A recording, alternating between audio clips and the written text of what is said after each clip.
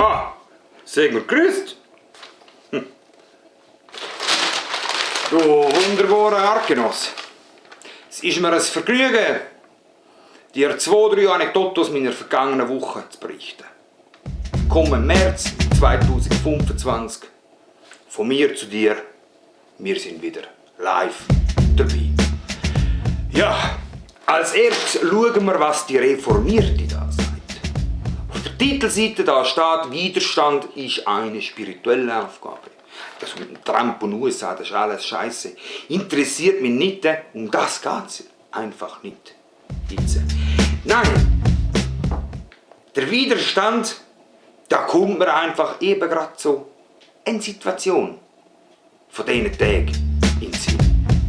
Der Edwin, das ist mein Nachbar, gerade links neben mir, Gartenhagen wohnen wir, der hat mir letzte Woche berichtet, gut los.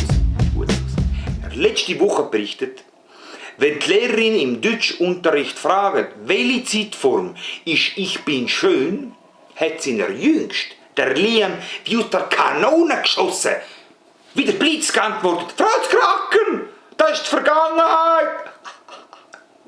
Das ist die Vergangenheit. Ja, wenn er das erläutert hat, aber gell, ja. Ja, und dann einfach so als Zusammenfassung, oder? Weil es ist mir jetzt wirklich auf den Sack gegangen. Jetzt sollte dann wirklich die Sonne führen kommen.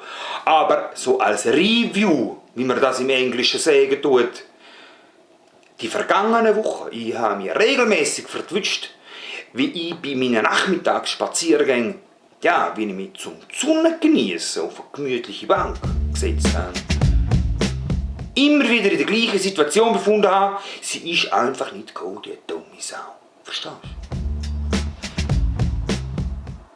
du? Ja, no, da habe ich mir einfach nur gedacht, lass es laufen, weil am Rande des Wahnsinns hast du die besten Aussichten.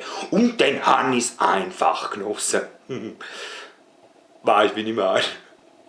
Oder einfach genossen. Ja. Nun ja, man hart der Dinge.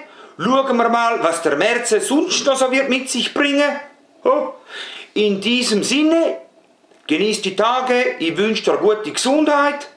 Erfüllte Tage hat mich gefroren und in dem Kontext hoffen wir doch einfach, dass uns ein paar wärmende Sonnenstrahlen werden breichen. Bis zum nächsten Mal. Ciao zusammen.